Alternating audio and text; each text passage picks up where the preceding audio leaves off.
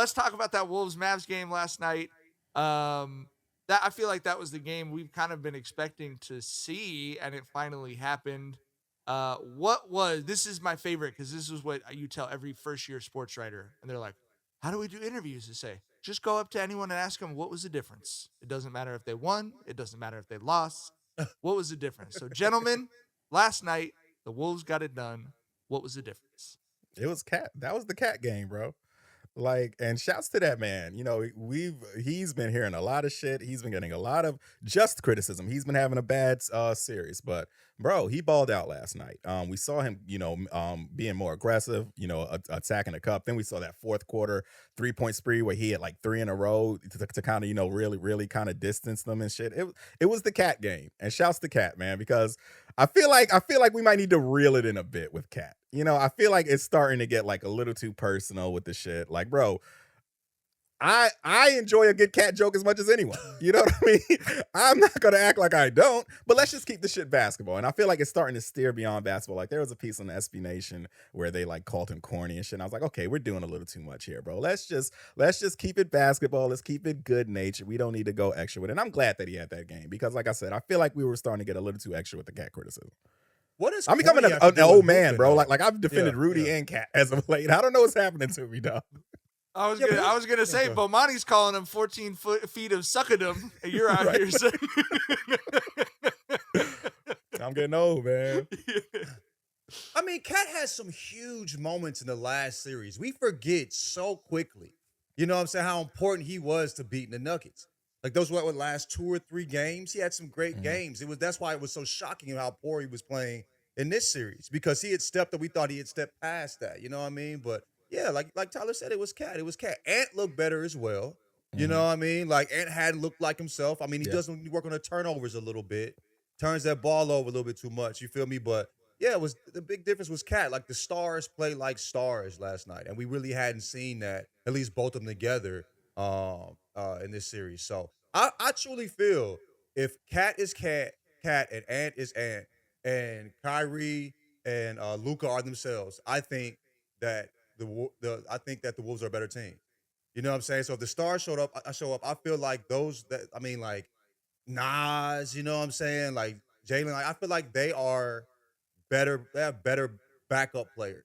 So I feel like if they lock in and they do what they're supposed to do, I feel like the Wolves are a better team. So, hey, man, it's a series, motherfucker. Fuck it. They win. No, for real. If they win tomorrow, come on. What time is it, G? You know what I mean? Hey. Yeah, I mean, it's if this does go 7, it's 2 games at Minnesota. But I mean, how much does home court really mean? Because Dallas won there twice, right? Yeah. But I wouldn't be surprised if Minnesota gets another one. I do not see them winning the series though. I think if they get another one, I think folks' nuts start crawling in their stomach a little bit. You know what I mean? And the pressure's on Dallas at that point, not on the Timberwolves. I don't think pressure means shit to Luka and Kyrie, bro. I know, but like I said, but if Cat and Ant step up, the pressure will mean shit to the backup. You know what I'm saying? Well, I think I think John, you hit it on the head, and maybe it was good that I missed a couple episodes because I would have been for sure all over like freezing cold takes or whatever the fuck. But like I was for sure at 3-0, like I don't get it because I think that like the ceiling for the Wolves star players is higher. I think the Wolves role players are better. I think like you call coaching maybe a wash, but so like I just kept feeling like I know it's 3-0, but I still feel like this team is the better team. I just feel that way, and I don't think that's like a negative thing, but you have to see some of the stuff that the Mavs were getting and I love the episode with Master. I love that we had a lunatic pro Mavericks fan on. That was great. But he acknowledged some of the stuff they were getting. PJ Washington shooting 115% from 3. Some of that was like extremely anomalous, and you saw last night. Like, I don't think you can put a ton of pressure on those dudes consistently. Now, they don't need it consistently. They only need to win 1 out of the next 3 games, obviously.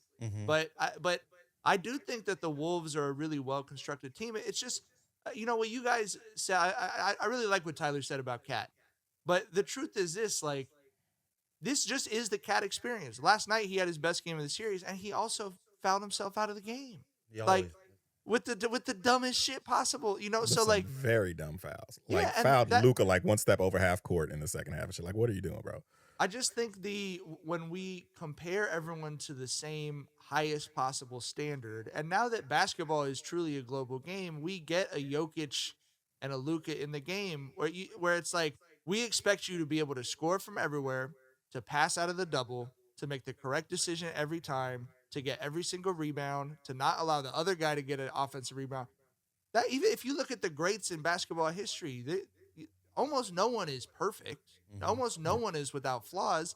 And this, like, Cat is a flawed player with a really high ceiling, which is what almost every superstar in the history of the sport is. He just happens to be like his flaws happen to be very goofy looking.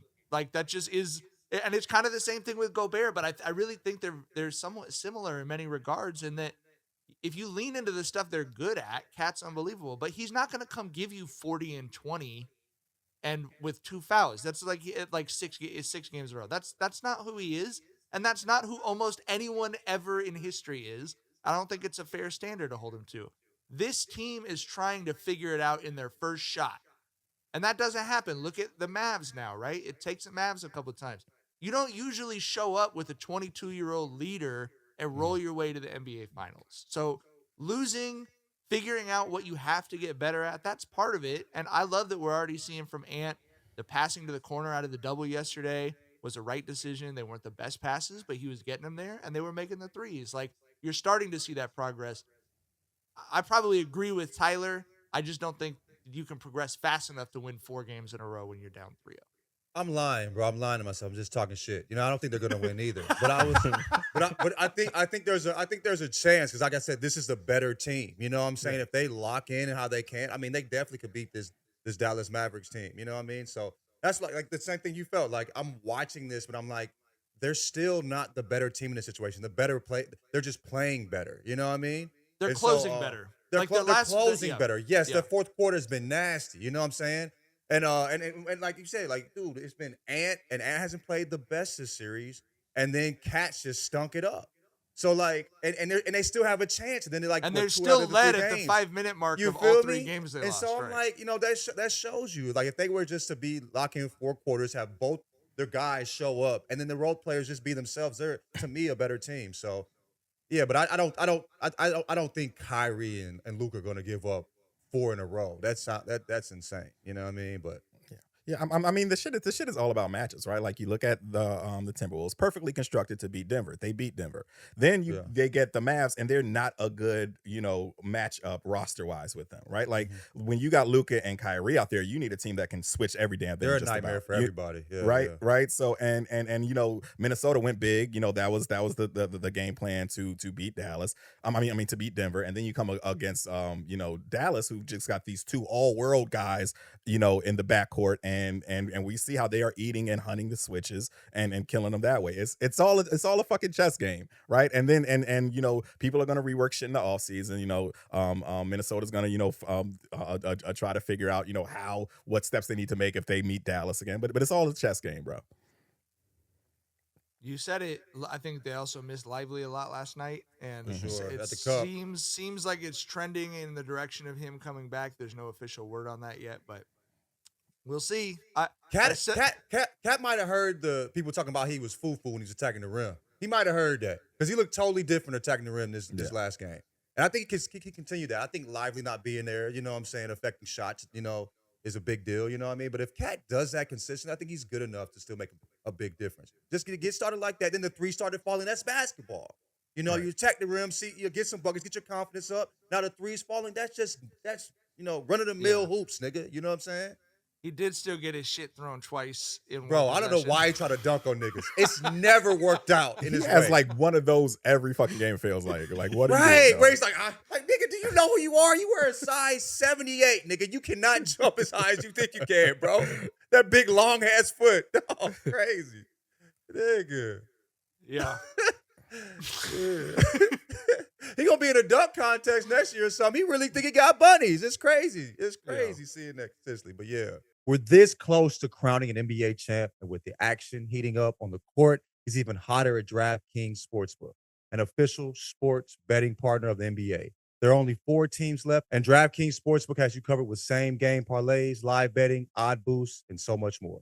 Think the T-Wolves will continue their hot streak? Or maybe you feel that the Pacers' Cinderella run continues. Throw up to $1,500 with DraftKings no sweat bet. New customers can deposit at least $5 and you'll get a bonus bet back equal to your first bet if it doesn't hit. Download the DraftKings Sportsbook app now and use code Jenkins. That's code Jenkins, Jenkins, for new customers to get a no sweat bet up to $1,500 if your first bet doesn't hit.